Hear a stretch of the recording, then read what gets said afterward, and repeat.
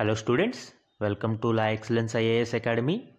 ఈరోజు మనం డిసెంబర్ 3 నాటి ఇంపార్టెంట్ కరెంట్ అఫైర్స్ గురించి డిస్కస్ చేద్దామండి. ఈరోజు మనము ఈనాడు న్యూస్ పేపర్లోని important topics to be covered observe చేస్తే ఫస్ట్ వన్ అంకురాల ప్రగతి యాత్ర.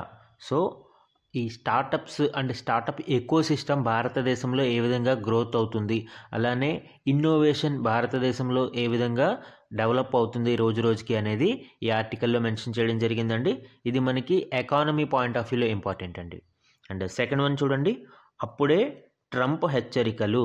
సో ట్రంప్ బ్రిక్స్ దేశాలని వార్న్ చేయడం జరిగింది. ఏదైనా కామన్ కరెన్సీని డాలర్కి అగెనిస్ట్గా తీసుకొస్తే ఇమీడియట్గా చర్యలు తీసుకుంటాము అని ట్రంప్ హెచ్చరించడం జరిగింది. సో దీనికి సంబంధించిన ఈ ఆర్టికల్ మనం చూద్దామండి. ఇది మనకి ఐఆర్ మరియు ఎకానమీలో ఇంపార్టెంట్. అలానే మన థర్డ్ వన్ చూడండి, ఊపిరే గరళమై.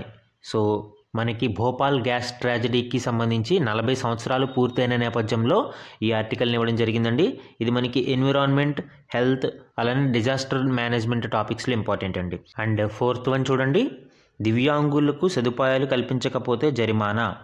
సో దివ్యాంగులకు సంబంధించిన చట్టాలని ఉల్లంఘించిన లేదా వాటిని సరిగా అమలు చేయకపోయినా, యాక్సెసిబుల్ ఇండియా లాంటి క్యాంపెయిన్స్కి సంబంధించిన నిబంధనల్ని పాటించకపోయినా చర్యలు తీసుకుంటాము అని కేంద్రం హెచ్చరించడం జరిగిందండి. ఇది మనకి పాలిటీ కంటెక్స్ట్లో, polity point of view important. అలానే ఫిఫ్త్ వన్ చూడండి, దేశీయ చమురుపై విండ్ ఫాల్ పన్ను రద్దు. సో ఈ విండ్ ఫాల్ పన్ను అంటే ఏంటి, అది ఎందుకు ఇప్పుడు రద్దు చేశారు అనేది మనము చూద్దాము. ఇది ఎకానమీ పాయింట్ ఆఫ్ వ్యూలో ఇంపార్టెంట్ అండి. ఈరోజు మన ఫస్ట్ ఆర్టికల్ చూడండి, ఊపిరే గరళమై. సో ఇది మనకి భోపాల్ గ్యాస్ ట్రాజడీకి సంబంధించండి. భోపాల్ గ్యాస్ ట్రాజడీ నేటికి 40 సంవత్సరాలు పూర్తయిన నేపథ్యంలో ఈ ఆర్టికల్ని పబ్లిష్ చేయడం జరిగింది. దీనికి సంబంధించిన ఇంపార్టెంట్ డీటెయిల్స్ అనేది మనం చూద్దామండి. భోపాల్ గ్యాస్ డిజాస్టర్ అనేది ప్రపంచ పారిశ్రామిక రంగ చరిత్రలో అత్యంత ఘోరమైన డిజాస్టర్ అండి. ఇది ఒక కెమికల్ డిజాస్టర్, అంటే రసాయన విపత్తు. 1984లో డిసెంబర్ 3వ తేదీన భోపాల్లోని ఈ యూనియన్ కార్బైడ్స్ అనే ఒక పెస్టిసైడ్స్ ఫ్యాక్టరీ నుంచి మిథైల్ ఐసోసైనైడ్, ఈ కెమికల్ నేమ్ చాలా ఇంపార్టెంట్ అండి. మిథైల్ ఐసోసైనైడ్ అనే ఒక అత్యంత విషపూరితమైన వాయువు లీక్ అయింది. సుమారు 40 నుంచి 45 టన్నుల ఈ ఐసోసైనైడ్ అనేది ఈ గ్యాస్ లీక్ అవడం వలన భోపాల్ మొత్తం ఈ గ్యాస్ అనేది గాలిలో కలిసిపోయి 3 రోజులలో 10,000 మంది వరకు మృత్యువాత పడ్డారండి. ఓవరాల్గా ఈ లీకేజ్ వలన సుమారు 25,000 మంది మరణించినట్టు అండ్ 6 లక్షలకు పైగా గాయపడినట్టు మనకి, అంటే ఓవరాల్గా 2/3 ఆఫ్ ద పాపులేషన్ అనేది ఈ గ్యాస్ లీకేజ్కి ఎఫెక్ట్ అవ్వడం జరిగిందండి. అయితే ఈ ఎఫెక్ట్స్ అనేవి అక్కడికి మాత్రమే పరిమితం కాలేదండి. కమింగ్ జనరేషన్స్, నెక్స్ట్ జనరేషన్స్ మీద కూడా దీని యొక్క ప్రభావం అనేది మనకి కనిపిస్తూ ఉంది. ముఖ్యంగా జన్యు లోపాలతో అక్కడ పిల్లలు అనేవాళ్ళు సఫర్ అవ్వడం జరుగుతుందండి. అండ్ ఇప్పటికీ అక్కడ యూనియన్ కార్బైడ్ ఫ్యాక్టరీ అనేది మూసివేసి ఉంది. దానిలో ఇప్పటికీ 337 మెట్రిక్ టన్నుల ఈ కంటామినేటెడ్ వేస్ట్ అనేది అక్కడ ఉంది అనేది ఒక అంచనా అండి. సో దీని అంతటిని క్లీన్ చేయడానికి ప్రభుత్వం నిధులు ఖర్చు పెడుతున్నా కూడా ఇది పూర్తి స్థాయిలో ఇంకా అక్కడ ఆ కంటామినేటెడ్ ఏరియా అనేది క్లియర్ అవ్వలేదు. దీని కారణంగా గ్రౌండ్ వాటర్ అది ఎఫెక్ట్ అవ్వడము అండ్ ఈ రిపర్కషన్స్ అనేవి అదే విధంగా కంటిన్యూ అవుతూ ఉన్నాయండి.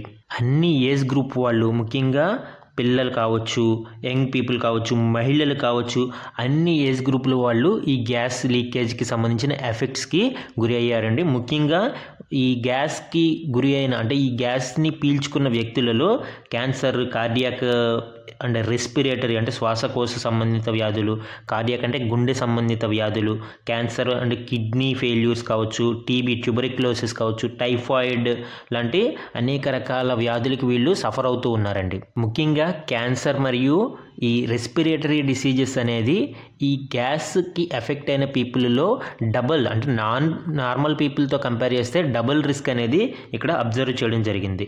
సో ఈ రిస్క్ అనేది ఈ గ్యాస్ లీక్కి ఎఫెక్ట్ అయిన పీపుల్లో డబుల్ ద రేట్ అనేది ఇక్కడ ఐడెంటిఫై చేశారు. అలానే కిడ్నీ డిసీజెస్ కూడా ఇక్కడ ఎక్కువగా 3 times compared with non gas affected, అంటే నార్మల్ పీపుల్తో కంపేర్ చేస్తే ఈ కిడ్నీ పేషెంట్స్ కూడా ఈ ప్రాంతాలలో 3 రెట్లు అధికంగా కనిపిస్తున్నారు. సో వీటన్నిటికీ కారణం ఏంటండి? ఈ మిథైల్ ఐసోసైనైడ్ని పీల్చడము లేదా ఆ జనరేషన్స్కి ఈ ఎఫెక్ట్స్ అనేవి కంటిన్యూ అవడం వలన మనకి ఇక్కడ ఈ డిసీజ్ బర్డెన్ అనేది బాగా ఎక్కువగా కనిపిస్తూ ఉంది. అండ్ 2022లో నేషనల్ గ్రీన్ ట్రిబ్యునల్ కూడా దీని మీద కొంత సీరియస్ అవడం జరిగిందండి. అక్కడ ఉన్న కంటామినేటెడ్ వేస్ట్ని ఇమీడియట్గా క్లియర్ చేయాలి అని కేంద్ర ప్రభుత్వానికి డైరెక్షన్స్ అయితే ఇవ్వడం జరిగింది. అయితే డ్యూ టు వేరియస్ రీజన్స్ ఇప్పటికీ కూడా అక్కడ ఆ కంటామినేటెడ్ వేస్ట్ని క్లియర్ చేయడానికి సరి అయిన ప్రణాళికలు అనేవి ముందుకు రాలేదండి. మన నెక్స్ట్ ఆర్టికల్ చూడండి. దివ్యాంగుల సదుపాయాలు కల్పించకపోతే జరిమానా. అంటే ఎవరైతే స్పెషల్లీ ఏబుల్డ్ పీపుల్ ఉన్నారో, దివ్యాంగులు ఉన్నారో వాళ్ళకి అవసరమైన సదుపాయాలని కల్పించాలి. మనకి యాక్సెసిబుల్ ఇండియా క్యాంపెయిన్ అనేది 9 సంవత్సరాల క్రితం లాంచ్ చేయబడిందండి. అంటే సాధారణ మానవులతో పాటుగా ఈ దివ్యాంగులకి కూడా యాక్సెసిబుల్ అన్ని ప్రాంతాలకి కూడా వీళ్ళు వెళ్ళేలాగా వాళ్ళకి సదుపాయాలు కల్పించాలనే ఉద్దేశంతో ఈ యాక్సెసిబుల్ ఇండియా క్యాంపెయిన్ అనేది లాంచ్ చేయడం జరిగిందండి. సో ఇప్పటికీ ఎవరైనా ఈ యాక్సెసిబుల్ ఇండియా క్యాంపెయిన్కి సంబంధించిన ఈ రూల్స్ని ఫాలో అవ్వకపోతే జరిమానా విధిస్తాము అని కేంద్ర ప్రభుత్వం హెచ్చరించడం జరిగిందండి. అసలు ఈ యాక్సెసిబుల్ ఇండియా క్యాంపెయిన్ అనేది ఒకసారి చూడండి. ఇక్కడ మనము బిల్టప్ ఎన్విరాన్మెంట్ అంటే 3 ఇంపార్టెంట్ పిల్లర్స్ ఉంటాయండి ఈ యాక్సెసిబుల్ ఇండియా క్యాంపెయిన్లో. ఒకటి బిల్టప్ ఎన్విరాన్మెంట్ అంటే ఆ బిల్డింగ్స్ కావచ్చు, ఇన్ఫ్రాస్ట్రక్చర్ కావచ్చు, ఎలాగా ఈ దివ్యాంగులకి కూడా వాళ్ళు వెళ్ళడానికి అనుకూలంగా ఉండాలి అనేదే ఈ బిల్టప్ ఎన్విరాన్మెంట్. ముఖ్యంగా స్టేట్ అండ్ యూటీ బిల్డింగ్స్ కావచ్చు, సెంట్రల్ గవర్నమెంట్ బిల్డింగ్స్ కావచ్చు, differently abled people, specially abled people కూడా వాళ్ళు అక్కడికి వెళ్ళి వాళ్ళకి కావాల్సిన సేవల్ని పొందడానికి ఆ ఇన్ఫ్రాస్ట్రక్చర్ అనేది డెవలప్ చేయాలి అనేది one of the main pillar. అలానే సెకండ్ వన్ చూడండి, ట్రాన్స్పోర్టేషన్ సిస్టమ్. అంటే మిగిలిన మనుషులతో పాటు దివ్యాంగులు కూడా ఈ ట్రాన్స్పోర్టేషన్ రవాణా వ్యవస్థల్ని ఉపయోగించుకునే విధంగా ఆ డిజైన్ అనేది ఉండాలి. ముఖ్యంగా రైల్వేస్, ఎయిర్పోర్ట్స్, పబ్లిక్ ట్రాన్స్పోర్టేషన్స్లో ఈ వ్యవస్థలు అనేవి యాక్సెసిబిలిటీ అనేది తీసుకురావాలి. అండ్ థర్డ్ వన్ చూడండి, information and communication ecosystem technology. ముఖ్యంగా ఈ దివ్యాంగులకి కూడా ఉపయోగపడే విధంగా, అంటే ఇప్పుడు కొన్ని బ్రెయిలీ లిపిని తీసుకురావడము, హీరింగ్ అంటే టెక్స్ట్ టు వాయిస్, సో ఇలాంటి వాటిని కూడా పెట్టడం ద్వారా దివ్యాంగులకి కూడా ఆ మెసేజెస్ని, ఆ రూల్స్ అండ్ రెగ్యులేషన్స్ని వాటిని అందించడానికి కృషి చేయాలి. ఇన్ఫర్మేషన్ అనేది ఇంపార్టెంట్ కాబట్టి. అలానే అంతర్జాతీయ దివ్యాంగుల దినోత్సవాన్ని పురస్కరించుకుని కేంద్ర ప్రభుత్వం 16 కొత్త పనులకి శ్రీకారం చుట్టిందండి. అంటే ముఖ్యంగా వాళ్ళ ఎంపవర్మెంట్ కోసం ఈ కొత్త కార్యక్రమాలని తీసుకురావడం జరిగింది. ముఖ్యంగా అందులో S2 యాక్సెస్ అనే ఒక యాప్ని తీసుకురావడం జరిగిందండి. సో రేపు ఎగ్జామ్లో అడిగే అవకాశం ఉంది. S2 యాక్స్కి సంబంధించి ఈ రీసెంట్గా న్యూస్లో ఉన్న ఈ S2 యాక్స్ అనేది దేనికి సంబంధించింది? సో దివ్యాంగుల యొక్క ఎంపవర్మెంట్ కోసం దీనిని డిజైన్ చేయడం జరిగింది. అలానే ఇది ఏఐతో పనిచేస్తుందండి, అంటే కృత్రిమ మేధతో దీనిని డిజైన్ చేయడం జరిగింది.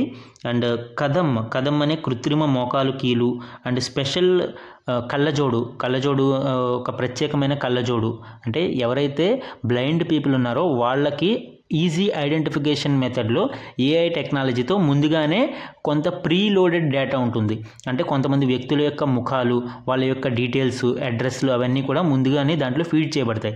ఎవరైతే వ్యక్తి తనకి ఎదురుగుండా వస్తాడో ఒకవేళ ఆల్రెడీ ఆ వ్యక్తి ఈ ప్రీలోడెడ్ డేటాలో ఉంటే ఆ డీటెయిల్స్ వెంటనే వీళ్ళకి విజిబుల్ కళ్ళజోడులో కనిపిస్తాయి. సో దాని ద్వారా వీళ్ళకి ఈజీగా కమ్యూనికేషన్ అనేది ఉపయోగపడుతుంది. సో ఇలాగా కొన్ని కొత్త ఆవిష్కరణలు అనేవి కేంద్ర ప్రభుత్వం తీసుకురావడం జరిగిందండి. అలానే యాక్సెసిబుల్ ఇండియా క్యాంపెయిన్కి సంబంధించి ఇంకొంత డీటెయిల్గా మనం అబ్జర్వ్ చేస్తే, creating a barrier free environment, అంటే ఏ విధమైన అడ్డంకులు లేని, ఎవరైతే దివ్యాంగులు కూడా ప్రవేశించగలిగే వీలుగా కల్పించే ఒక ఇన్ఫ్రాస్ట్రక్చర్ని డెవలప్ చేయాలి. బ్యారియర్ ఫ్రీ ఎన్విరాన్మెంట్ని డెవలప్ చేయాలి. And to ensure equal opportunities for persons with disabilities, ఎవరైతే దివ్యాంగులు ఉన్నారో వాళ్ళకి కూడా సమాన అవకాశాలు కల్పించడం కోసం ఈ బ్యారియర్ ఫ్రీ ఎన్విరాన్మెంట్ని క్రియేట్ చేయాలి అనే ఉద్దేశంతో ఈ యాక్సెసిబుల్ ఇండియా క్యాంపెయిన్ అనేది లాంచ్ చేయడం జరిగిందండి. ఇక్కడ చూడండి, బ్యారియర్ ఫ్రీ ఎన్విరాన్మెంట్ అంటే ఏ విధంగా ఉంటుంది అనేది ఇక్కడ అబ్జర్వ్ చేస్తే, ర్యాంప్స్ ఇన్ పబ్లిక్ ప్లేసెస్లో ఈ దివ్యాంగులు కూడా వెళ్ళడానికి వీలుగా ఈ ర్యాంప్స్ని నిర్మించడము, యాక్సెసిబుల్ ట్రాన్స్పోర్ట్, సో బస్సెస్ కావచ్చు, ట్రైన్స్ కావచ్చు, వాటిలో కూడా యాక్సెసిబుల్ ట్రాన్స్పోర్ట్ని కల్పించడము, and tactile flooring in public places, ఏవైతే పబ్లిక్ ప్లేసెస్ ఉన్నాయో అక్కడ ఈ టాక్టైల్ ఫ్లోరింగ్ ద్వారా విజువల్లీ ఇంపైర్డ్ అంటే ఎవరైతే కళ్ళు సరిగా కనిపించని అందులో ఉంటారో వాళ్ళు కూడా ఈజీగా నావిగేట్ అయ్యే విధంగా ఈ టాక్టైల్ ఫ్లోరింగ్ అనేది ఇవ్వడము, and accessible information and communication technology. So ఈ దివ్యాంగులకి కూడా ఈ ఇన్ఫర్మేషన్ అండ్ కమ్యూనికేషన్ టెక్నాలజీ వాళ్ళకి అందుబాటులో వాళ్ళకి సంబంధించి లైక్ బ్రెయిలీ లాంగ్వేజ్ కావచ్చు లేదా టెక్స్ట్ నుంచి స్పీచ్ రూపంలోకి రావడము. సో ఇలాగా ఈ ఇన్ఫర్మేషన్ కమ్యూనికేషన్ టెక్నాలజీని కూడా ఈ దివ్యాంగులకి అందుబాటులో ఉండేలాగా, అలానే Braille signage for visually impaired అంటే పబ్లిక్ ప్లేసెస్లో ఎక్కడైతే సైన్ బోర్డ్స్ ఉంటాయో అందులో బ్రెయిలీ లాంగ్వేజ్ను కూడా ఉపయోగించడం వలన ఈ విజువల్లీ ఇంపైర్డ్ పీపుల్కి సహాయంగా ఉంటుంది. And speech language for hearing impaired అంటే ఈ వినికిడి లోపం ఉన్న వాళ్ళకి స్పీచ్ లాంగ్వేజ్ని ఉపయోగించడం వలన అంటే మనము వినికిడి లోపం ఉన్న వాళ్ళకి మూగ భాషని మనము ఉపయోగించడం వలన వారికి కూడా ఈ సమాచారం అది ఎప్పటికప్పుడు అందుతూ ఉంటుంది. సో ఈ విధంగా యాక్సెసిబుల్ ఇండియా క్యాంపెయిన్లో ఈ బ్యారియర్ ఫ్రీ ఎన్విరాన్మెంట్ని క్రియేట్ చేయడానికి చర్యలు తీసుకోవాలి అండి. మన నెక్స్ట్ ఆర్టికల్ చూడండి, అంకురాలలో ప్రగతి యాత్ర. సో ఇది స్టార్టప్ ఎకోసిస్టమ్ భారతదేశంలో ఏ విధంగా ఎవాల్వ్ అవుతుంది, దానిని ఏ విధంగా ఈ భారత టెక్నాలజికల్ డెవలప్మెంట్తో అందిపుచ్చుకుని ఏ విధంగా అభివృద్ధి చెందుతుంది అనేది ఈ ఆర్టికల్లో మెన్షన్ చేయడం జరిగిందండి. అంటే both technological development and startup ecosystem అనేది హ్యాండ్ ఇన్ హ్యాండ్గా మూవ్ అవుతూ భారత ఆర్థిక వ్యవస్థకి ఇది ఒక బ్యాక్ బోన్ లాగా డెవలప్ అవుతుంది అని ఈ ఆర్టికల్ అనేది ఇక్కడ మెన్షన్ చేస్తుంది. ముఖ్యంగా గణాంకాలని పరిశీలిస్తే ప్రపంచ మేధో సంపత్తి సంస్థ వైపో, వరల్డ్ ఇంటలెక్చువల్ ప్రాపర్టీస్ ఆర్గనైజేషన్ అని పిలుస్తాం మనము. సో ఈ వైపో రిలీజ్ చేసే గ్లోబల్ ఇన్నోవేషన్ ఇండెక్స్లో భారతదేశం 133 స్థానాలకి గాను 39వ స్థానంలో నిలిచిందండి. సో 2024లో మనము 39th ప్లేస్ని సెక్యూర్ చేసుకోవడం జరిగింది. అయితే ఇది 2015లో కంపేర్ చేస్తే 2015లో మనము 81వ స్థానంలో ఉండేవాళ్ళం. సో ఇక్కడ మనము ఒక రైజ్ని అబ్జర్వ్ చేయవచ్చండి, ఒక లీప్ ఫ్రాగ్ మూమెంట్ అంటాం. డైరెక్ట్ మనము 9 సంవత్సరాల గ్యాప్లోనే 81వ స్థానం నుంచి 39వ స్థానానికి మనం చేరుకోవడం జరిగింది. సో ఇది భారతదేశంలోని స్టార్టప్ కల్చర్ ఏ విధంగా గ్రో అవుతుంది, స్టార్టప్ ఎకోసిస్టమ్కి గవర్నమెంట్ పాలసీస్ అలాగే టెక్నాలజికల్ అడ్వాన్స్మెంట్స్ ఏ విధంగా సహాయం చేస్తున్నాయనేది తెలియజేస్తుంది. అండ్ ఇంకొక గణాంకం అంటే ఇంకొక స్టాటిస్టిక్స్ మనము అబ్జర్వ్ చేస్తే గ్లోబల్ ట్రెండ్ ఏం జరుగుతుందండి, పేటెంట్ రైట్ అప్లికేషన్స్ అనేవి గ్రాడ్యువల్గా ఆ పర్సంటేజ్ అనేది డిక్రీజ్ అవుతుంది. ఇక్కడ చూడండి స్టాటిస్టిక్స్ 2023లో ప్రపంచవ్యాప్తంగా మనకి 2% వరకు తగ్గడం జరిగిందండి. అలాగే ఓన్లీ అమెరికాలోనే ఆ తగ్గుదల మనకి 5.3%గా ఉంటే జపాన్లో అది 2.9%గా ఉంది. సో గ్లోబల్ ట్రెండ్స్ మనం పరిశీలిస్తే పేటెంట్ రైట్ అప్లికేషన్స్ అనేవి తగ్గుముఖం పడుతూ ఉన్నాయి. అయితే అనూహ్యంగా భారతదేశంలో మాత్రం ఈ పేటెంట్ హక్కుల దరఖాస్తులు 44.6% వృద్ధి సాధించడం విశేషం. సో ఒకవైపు గ్లోబల్గా ఆన్ అన్ యావరేజ్ 2% తగ్గుతున్న చోట భారతదేశంలో దీనికి సంబంధించిన అప్లికేషన్స్ 44.6% అనేది ఇంక్రీజ్ అయిందండి. సో ఇది ఒక ఎకోసిస్టమ్ ఎంత మనకి గ్రో అవుతుంది, ఎవాల్వ్ అవుతుంది అనేది తెలియజేస్తుంది. ముఖ్యంగా ఆర్టిఫిషియల్ ఇంటెలిజెన్స్ అనేది ఈ గ్రోత్లో చాలా ముఖ్య పాత్ర పోషిస్తుందండి. భారతదేశంలో ఈ స్టార్టప్ ఎకోసిస్టమ్కి బ్యాక్ బోన్గా ఆర్టిఫిషియల్ ఇంటెలిజెన్స్ అనేది నిలుస్తుంది. భారతదేశంలోని అంకుర సంస్థలలో సుమారు 167,000 అంకుర సంస్థలుంటే అందులో 6,636 సంస్థలు ఏఐకి సంబంధించినవే. అండ్ ఈ ఏఐ టెక్నాలజీని డెవలప్ చేసుకుని ఈ అంకుర సంస్థలు అనేవి చాలా ఈజీగా ఆ గ్రోత్ అనేది మనకి కనిపిస్తూ ఉంది. ముఖ్యంగా మెడికల్ ఫీల్డ్ అండ్ ఫిన్టెక్ రంగాలలో మనము ఈ స్టార్టప్స్ని అబ్జర్వ్ చేస్తూ ఉంటామండి. మెడికల్ ఫీల్డ్లో సుమారు 12,000 ఈ అంకురాలు పనిచేస్తూ ఉన్నాయి. అండ్ ఫిన్టెక్ రంగం అంటే మనకి బెస్ట్ ఎగ్జాంపుల్స్ పేటిఎం కావచ్చు, ఫోన్పే కావచ్చు, వీటిని మనము ఫిన్టెక్ టెక్నాలజీ అని పిలుస్తాము. వీటిలో కూడా మనకి ఈ స్టార్టప్స్ యొక్క గ్రోత్ అనేది కనిపిస్తుంది. Like up stocks and echo policy అంటే ఎకో ఇన్సూరెన్స్ లాంటివి ఇవన్నీ కూడా ఈ ఫిన్టెక్ స్టార్టప్స్లోకి వస్తాయండి. And one more important observation ఏంటి అంటే ప్రపంచవ్యాప్తంగా ఈ స్టార్టప్స్లో ఇన్వెస్ట్మెంట్స్ రోజురోజుకి తగ్గిపోతూ ఉంటే భారతదేశంలో ఈ తగ్గుదల అనేది కొంత ఉన్నా కానీ మరి అంత గ్లోబల్ సినారియోతో కంపేర్ చేస్తే అంత ఎక్కువగా కనిపించడం లేదు. ఫర్ ఎగ్జాంపుల్ ఇక్కడ చూడండి, స్టాటిస్టిక్స్ చూస్తే ఈ 2021లో $53,000 కోట్ల ప్రపంచవ్యాప్తంగా ఉంటే 2023 నాటికి అవి $34,000 కోట్ల పడిపోయాయండి. సో గ్లోబల్గా మనకి ఈ తగ్గుదల అనేది కనిపిస్తుంది. అండ్ ఎస్పెషల్లీ ఏషియా పసిఫిక్ రీజియన్లో మనకి 40% మేర ఈ పెట్టుబడుల ఇన్వెస్ట్మెంట్ అనేది దిగజారిపోయింది. అయితే భారతదేశం మాత్రం ఈ పరిస్థితి కొంత ఆశాజనకంగా ఉంది compared to global scenario. Especially even in Asia Pacific రీజియన్తో పోల్చినా కూడా భారతదేశంలో మనకి ఈ పెట్టుబడులు అనేవి అంకుర సంస్థలలో మరీ ఎక్కువ మనకి డౌన్ఫాల్ అనేది కనిపించడం లేదు. అయితే ఈ గ్రోత్ అనేది మనము ఇంకా ఎక్కువ దీనిని ఫ్రూట్ఫుల్ చేసుకోవాలనే ఉద్దేశంతో నైపుణ్య శిక్షణకి అధిక ప్రాధాన్యత ఇవ్వాలి. అలానే ప్రభుత్వం కూడా పబ్లిక్ ప్రైవేట్ పార్ట్నర్షిప్ని ప్రోత్సహిస్తూ ఈ అంకుర సంస్థలలో ఇన్వెస్ట్మెంట్స్ని తీసుకురావడానికి కృషి చేయాలండి. స్టార్టప్ ఇండస్ట్రీలో ప్రపంచ స్థాయి అగ్రదేశాలైన అమెరికా, జపాన్ సరసన భారతదేశాన్ని నిలపడానికి కూడా మనము ఈ కృషి చేయడం ద్వారా భారతదేశ ఆర్థిక వ్యవస్థకి కూడా మనము బ్యాక్ బోన్గా నిలవడానికి అవకాశం ఉంటుంది. మన నెక్స్ట్ ఆర్టికల్ చూడండి, అప్పుడే ట్రంప్ హెచ్చరికలు. సో డొనాల్డ్ ట్రంప్ ఇంకా అధ్యక్ష పీఠాన్ని అధిరోహించక ముందే తన విధానాన్ని స్పష్టం చేస్తూ ఉన్నాడండి. ఎవరైతే అమెరికా యొక్క ఆర్థిక ప్రయోజనాలకి అగెనిస్ట్గా వెళ్తారో వాళ్ళందరి మీద శాంక్షన్స్ అంటే ఆంక్షలు విధిస్తాము అని ముందే హెచ్చరించడం జరిగింది. ముఖ్యంగా బ్రిక్స్ దేశాలని ఈ శాంక్షన్స్ పేరుతో అమెరికా కొత్త అధ్యక్షుడు హెచ్చరిస్తున్నారు. ఇక్కడ మనం అబ్జర్వ్ చేస్తే బ్రిక్స్ కూటమి ఒక సమిష్టి ఉమ్మడి కరెన్సీని డెవలప్ చేయాలనే ఉద్దేశంతో ఉన్నది. సో లైక్ యూరోపియన్ యూనియన్ ఏ విధంగా యూరోని డెవలప్ చేసి ఒక ఉమ్మడి కరెన్సీగా వాణిజ్యానికి అండ్ ఆ ట్రాన్సాక్షన్స్కి ఉపయోగించుకుంటుందో బ్రిక్స్ దేశాల కూటమి కూడా అదే పందాన్ని ఫాలో అవ్వాలని డిసైడ్ అవుతున్నట్టు తెలుస్తుంది. ఎందుకు?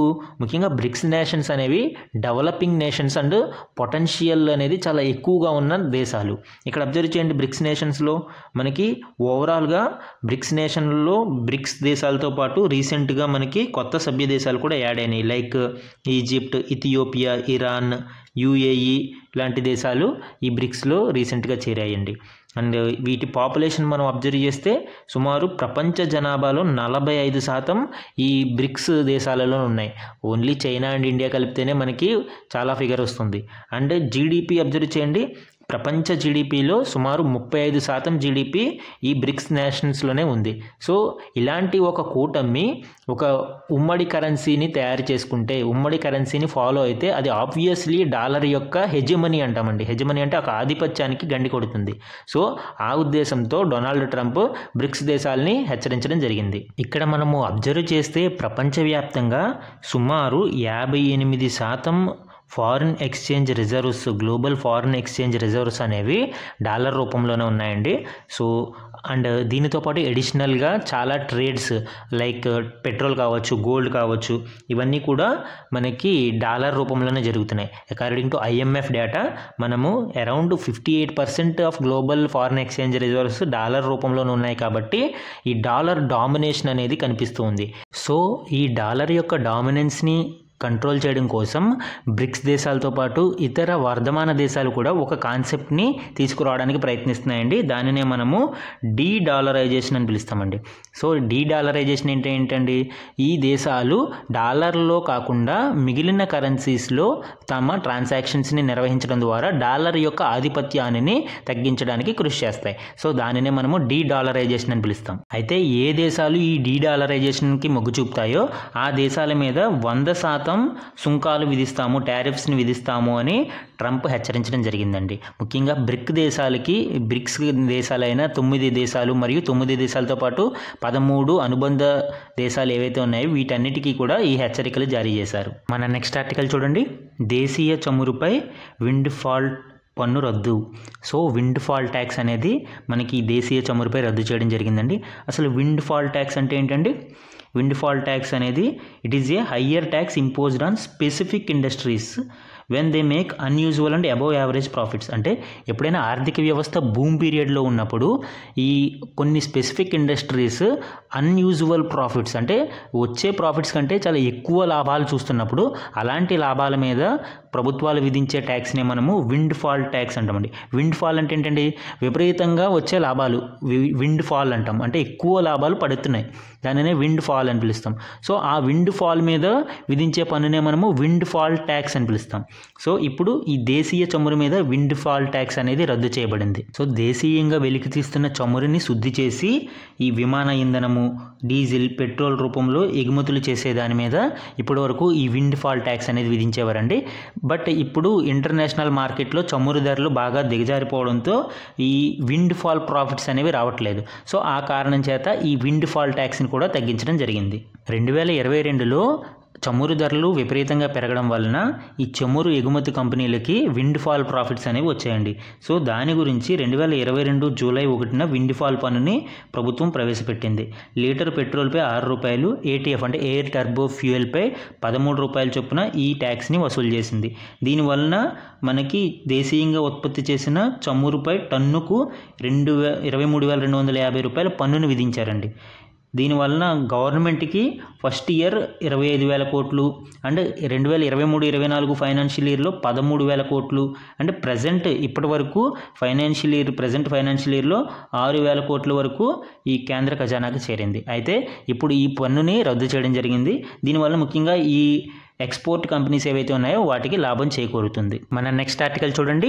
18% స్లాబ్ ద్వారానే జీఎస్టీ ఆదాయంలో సుమారు 75% ఆదాయం అనేది చేకూరుతుంది.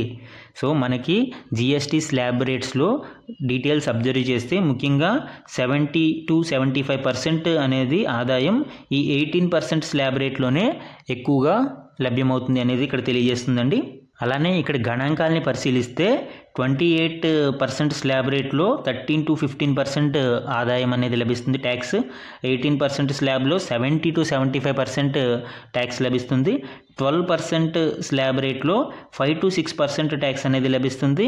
అండ్ 5% స్లాబ్లో 6-8% ఈ ట్యాక్స్ అనేది లభిస్తుంది. సో ఇక్కడ అబ్జర్వ్ చేస్తే కొంత ఇర్రేషనల్గా కనిపిస్తుంది. అంటే ఒక స్లాబ్కి బాగా ఎక్కువ ట్యాక్స్ అనేది కలెక్ట్ అవడం, ఒక స్లాబ్లో చాలా తక్కువ అంటే ట్యాక్స్ అనేది రావడం అనేది ఇక్కడ చూస్తే సో ఈ ఇర్రెగ్యులారిటీ లేదా ఇర్రేషనాలిటీ అనేది సో దానిని క్రమబద్ధీకరించడం కోసం, దానిని హేతుబద్ధీకరణ కోసం, అలానే స్లాబుల విలీనంపై సూచనలు ఇచ్చేందుకు ఒక కమిటీని జీఎస్టీ మండలి ఏర్పాటు చేయడం జరిగిందండి.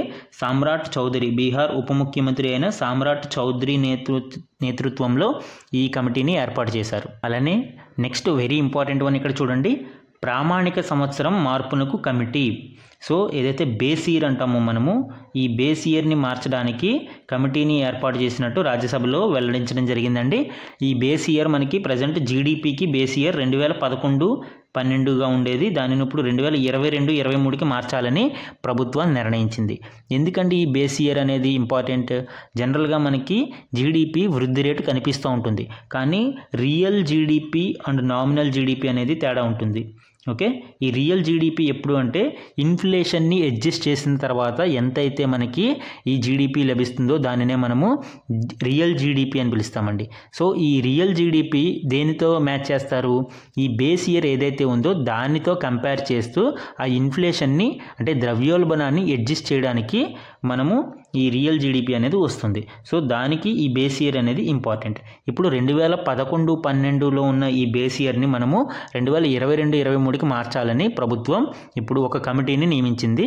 వన్స్ ఈ కమిటీ డెసిషన్ ఫైనల్ అయితే మన బేస్ ఇయర్ అనేది జీడిపికి సంబంధించి 2022-23కి మార్చబడుతుంది. ఇక్కడ అసలు సమగ్ర శిక్ష అభియాన్కి సంబంధించిన డీటెయిల్స్ మనం చూస్తే, సమగ్ర శిక్ష అభియాన్ అనేది ఒక overarching programme for school education. So ముఖ్యంగా ప్రీ స్కూల్ నుంచి క్లాస్ 12 వరకు కూడా ఈ సమగ్ర శిక్ష అభియాన్లో భాగంగా ఉంటాయండి. 2018లో దీనిని 3 స్కీమ్స్ని సబ్మర్జ్ చేసి లాంచ్ చేయడం జరిగింది, అంటే సబ్స్యూమ్ చేసి లాంచ్ చేయడం జరిగింది. 1 సర్వశిక్ష అభియాన్, 2 రాష్ట్రీయ మాధ్యమిక శిక్ష అభియాన్, 3 టీచర్స్ ఎడ్యుకేషన్. సో ఈ మూడిటిని సబ్స్యూమ్ చేసి అంటే మూడింటిని కలిపి ఒక సమగ్ర శిక్ష అభియాన్ అనే ఒక కార్యక్రమంగా రూపొందించడం జరిగింది. అలానే అమృత్ పథకం కింద ఆంధ్రప్రదేశ్కి కేంద్ర ప్రభుత్వం 2015-16 నుంచి 2023-24 వరకు సుమారు 1049.89 కోట్లు విడుదల చేశాము అని కేంద్ర ప్రభుత్వం ప్రకటించడం జరిగిందండి. ఈ అమృత్ పథకం అంటే ఏంటండి? Atal mission for rejuvenation and urban transformation. అంటే ఈ పట్టణాలలో బేసిక్ ఎమ్యూనిటీస్ని కల్పించడం కోసము, అలానే పట్టణాలలో ఆ పరిస్థితుల్ని మార్చడం కోసము, అర్బన్ ట్రాన్స్ఫర్మేషన్ మార్చడం కోసము నిధులని కేంద్ర ప్రభుత్వం విడుదల చేస్తుంది. సో అందులో భాగంగా కేంద్ర ప్రభుత్వం 1049.89 కోట్లని ఆంధ్రప్రదేశ్కి విడుదల చేసింది. అయితే యాక్చువల్గా మనకి 2890.17 కోట్ల విలువైన వార్షిక కార్యాచరణ ప్రణాళికకు ఆమోదం పొందారు. బట్ దాంట్లో కేవలం 1049.89 కోట్లు మాత్రమే విడుదల చేయడం జరిగింది. అంటే ఇంకా కొంత మొత్తం విడుదల కావాల్సి ఉన్నా కూడా మనకి 1049.89 కోట్లు మాత్రమే విడుదల చేశాము అని కేంద్ర మంత్రి ప్రకటించారండి. అలానే తెలంగాణలో ఈ అమృత్ పథకం కింద 1663 కోట్ల పనులు పూర్తయ్యాయని కేంద్ర ప్రభుత్వం తెలియజేసింది. ఇక్కడ మనకి నిధులని అబ్జర్వ్ చేస్తే ఈ పథకం కింద కేంద్ర ప్రభుత్వం 831 కోట్ల రూపాయలను విడుదల చేస్తే రాష్ట్ర ప్రభుత్వం 806 కోట్లకి వినియోగ ధృవీకరణ పత్రాలు సమర్పించిందని కేంద్ర మంత్రి ప్రకటించడం జరిగిందండి. అంటే మొత్తంగా 1663 కోట్ల రూపాయల పనులు ఇక్కడ పూర్తవడం జరిగింది అని తెలియజేశారు. అలానే 2031 నాటికి రాష్ట్రంలో 39 లక్షల పైప్ గ్యాస్ కనెక్షన్లు ఇవ్వడానికి కేంద్రం సిద్ధమైంది అని తెలియజేయడం జరిగిందండి. అండ్ ప్రజెంట్ డేటా అబ్జర్వ్ చేస్తే ఈ ఏడాది సెప్టెంబర్ 30 నాటికి 2,17,202 కనెక్షన్లు ఉన్నాయి. దీనిని 2031 నాటికి 39 లక్షల కనెక్షన్లకి ఇంక్రీజ్ చేయడానికి కేంద్రం సిద్ధంగా ఉందని ప్రభుత్వం తెలియజేసిందండి. అలానే సమ్ ఇంపార్టెంట్ వన్ లైనర్స్ని మనం ఇక్కడ అబ్జర్వ్ చేస్తే, ఏ దేశంలోని అంకోర్ వాట్ దేవాలయాలు సముదాయం ఆసియాలోనే అత్యంత ఫోటోజెనిక్ యునెస్కో ప్రపంచ వారసత్వ ప్రదేశంగా ఇటీవల గుర్తింపు పొందింది. So photogenic UNESCO world heritage సైట్గా ఇటీవల గుర్తింపు పొందిన అంకోర్ వాట్ దేవాలయాలు ఏ దేశంలో ఉన్నాయి అనేది ఇక్కడ క్వశ్చన్ అండి. సో ఆన్సర్ వచ్చి Cambodia. So Cambodia Angkor what దేవాలయాలు అనేవి చాలా వరల్డ్లోనే లార్జెస్ట్ హిందూ టెంపుల్గా మనము అంకోర్ వాట్ దేవాలయాలని చెప్పుకోవచ్చండి. ఈ దేవాలయాలని 1150లో సూర్యవర్మ II అనే రాజు అంకోర్ వాట్లో నిర్మించడం జరిగిందండి. సో ఇది one of the richest heritage site, world's richest heritage సైట్గా కూడా చెప్పుకోవచ్చు. అలానే ఇక్కడ చూడండి, అంతర్జాతీయ ప్రజాస్వామ్య దినోత్సవం ఎప్పుడు జరుపుకుంటారు? So international day of democracy అనేది ఎప్పుడు నిర్వహిస్తారు అనేది ఇక్కడ ఆన్సర్ చూడండి, సెప్టెంబర్ 15న నిర్వహిస్తారు. అలానే సమ్ మోర్ ఇంపార్టెంట్ వన్ లైనర్స్ని మనం అబ్జర్వ్ చేస్తే, స్పోర్ట్స్ పాయింట్ ఆఫ్ వ్యూలో సయ్యద్ మోదీ అంతర్జాతీయ సూపర్ 300 టోర్నీలో భారత స్టార్ షట్లర్లు అయిన పివి సింధు అండ్ పురుషుల విభాగంలో లక్ష్య సేన్ విజేతలుగా నిలిచారండి. So both women and men కేటగిరీలో భారత షట్లర్లు టైటిల్ని విన్ అవ్వడం జరిగింది. ఉమెన్ కేటగిరీలో పివి సింధు అండ్ మెన్స్ కేటగిరీలో లక్ష్య సేన్ ఈ టైటిల్ని విన్ అవ్వడం జరిగిందండి. అండ్ నెక్స్ట్ వన్ చూడండి, అంతర్జాతీయ క్రికెట్ మండలి చైర్మన్గా జైషా 2024 డిసెంబర్ 1న బాధ్యతలు నిర్వహించారు. సో ఐసీసీ చైర్మన్గా భారతదేశానికి చెందిన జైషా, ఎవరైతే హోమ్ మినిస్టర్ అమిత్ షా కుమారుడు ఉన్నారో జైషా బాధ్యతలను నిర్వహించడం జరిగిందండి. సో ఐసీసీ చైర్మన్గా ఎన్నికైన అతి పిన్న వయస్కుడిగా కూడా ఈయన రికార్డు సృష్టించడం జరిగిందండి. అలానే ఇక్కడ కొన్ని గణాంకాలని చూడండి. స్థూల జీఎస్టీ వసూళ్లు 2024 నవంబర్లో 1.82 లక్షల కోట్లుగా నమోదైంది. సో మనకి ఇక్కడ గ్రాస్ జీడిపి అనేది 1.82 lakh crore రికార్డ్ అయిందండి. అదే మనకి 2023 నవంబర్లో కంపేర్ చేస్తే అది 1.68 లక్షల కోట్లుగా ఉంది. అంటే 8.5% అనేది మనకి ఇక్కడ వృద్ధి అనేది కనిపిస్తుంది.